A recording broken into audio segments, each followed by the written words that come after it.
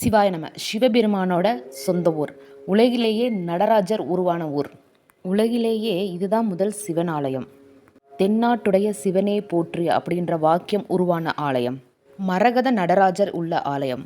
அனைத்து லோகத்திலும் உள்ள சித்தர்கள், முனிவர்கள், தேவர்கள், அஷ்டதிக்கு பாலகர்கள், நவகிரக நாயகர்கள், அனைத்து தெய்வங்களும் வழிபட்ட ஆலயம். 4 யுகங்கள் தோன்றுவதற்கு முன்னரே உருவான ஆலயம். நவகிரகங்கள் தோன்றுவதற்கு முன்னாடியே உருவான ஆலயம்.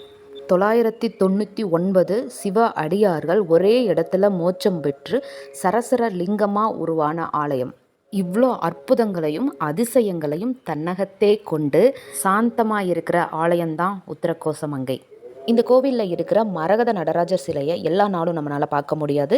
ஆருத்ரா தரிசனம் அன்னைக்கு மட்டும்தான் நம்மளால் பார்க்க முடியும். மற்ற நாளெல்லாம் சந்தனக்காப்பு பூசப்பட்டு எடுத்து வச்சிருவாங்க. ஸோ அவ்வளோ அற்புதங்கள் நிறைந்த கோவில் தான் உத்தரகோசமங்கை. தென்னாட்டுடைய சிவனே போற்றி.